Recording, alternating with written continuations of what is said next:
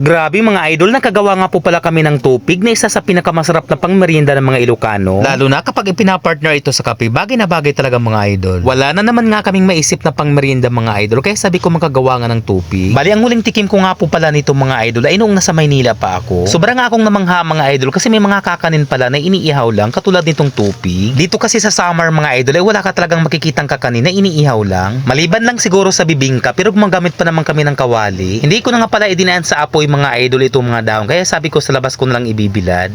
Tamang tama kasi napakainit naman kahapon mga idol, kaya sabi ko dito na lang sa labas para mas mabilis. Kung gagawa nga po pala kayong mga idol ng tupig ay kailangan pala natin gumamit ng butong or buko. Bali, isa rin kasi ito sa magpapasarap sa kanya. Yun nga lang mga idol ay hindi tayo nakakakuha ng mas malambot pa sana dito. At sa mga nagtatanong nga pala, ang ginamit ko nga palang buko dito mga idol ay kalahati lang. Hindi ko na inubos kasi kalahating kilo lang naman ang bigas na malagkit ang gagamitin natin. Gagamit din pala tayo dito mga idol ng gata para mas mahalo nga ng maayos. Kunting halukay lang naman mga idol hanggang sa inilagay na nga natin itong asukal. Yung brown sugar nga palang ginamit natin mga idol, basta tansya-tansyahin mo lang para hindi masyadong matamis. At pagkatapos ay hahaluin mo nga ulit ito para maging malapot nga mga idol ay nagdagdag pa tayo dito ng tubig. Bago ko nga pala makalimutan mga idol ay kailangan pala natin maglagay ng margarine para mas maging mabango. Tansya-tansyahin mo lang din mga idol, basta wag mo lang uubusin. At kapag na-mix na nga ng maayos mga idol ay ilalagay na nga natin ang pinakahuling sangkap. So ganito lang po mga idol kasimple yung mga sangkap na gagamitin sa pagluluto ng tupig. Yung iba baka may inilalagay pa, pero ito napakasimple talaga mga idol. Paghaluin mo lang naman talaga ito mga idol ng maayos hanggang sa makuha mo nga yung tamang lapot. Gagamit din pala tayo dito mga idol ng mantika pampahid sa dahon para sa pagbabalot. So bago makapagbalot nga mga idol ay papahiran muna natin ng mantika itong dahon. Bali, ang purpose daw kasi nito mga idol para hindi daw dumikit ang laman sa dahon. Kaya siya nilalagyan ng mantika bago balutin. Yung pagbabalot nga pala nito mga idol ay halos sawig doon sa sumang bilanghoy. Ang pagkakaiba lang nito mga idol kasi medyo manipis ito at malapad. Pero yung iba naman mga idol kapag nagbabalot ng tupig ay hindi na nila ito tinutupi ng magkabilaan. At sa wakas ay natapos na rin yung pagbabalot natin mga idol. Yung paraan naman ng pagluluto mga idol yung ating aasikasuhin. Sa mainit na kawali nga pala natin ito iluluto mga idol. Yung iba nga pala mga idol ang paraan nila ng pagluluto nito ay iniihaw. Pero ako mga idol ay mas pinili ko na lang magluto nito sa kawali kumpara sa labas. Medyo mahangin kasi sa labas mga idol kaya mas pinili ko na magluto sa kawali. So ang ginagawa ko nga mga idol ay tinatakpan ko muna ito para mas madaling maluto.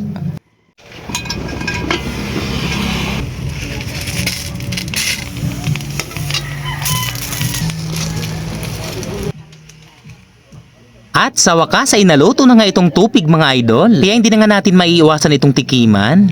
Ang bango mga idol at saka ang lagkit. Medyo nasobrahan nga yung iba sa pagluluto mga idol kaya medyo nasunog na. At tamang tama, dahil patapos na nga si nanay gumawa ng walis, abay nakapagmerienda agad siya mga idol. Kayo po ba mga idol, nakatikim na rin po ba kayo ng tupig? Tupig mga idol, may buko to, may buko. Hanggang dito na lamang po ang video natin mga idol. Maraming pong salamat sa panonood. Sa mga kababayan kong waray dako nga salamat sa inyong suporta mga idol. At syempre sa mga followers natin sa iba't ibang dako ng Pilipinas, maging sa ibang bansa, maraming salamat po sa inyong lahat mga idol. At sa mga Ilocano, grabe napakasarap pala ng tupig mga idol. Salamat at may naisishare na ako dito sa summer. Nagustuhan talaga namin ang specialty ninyo.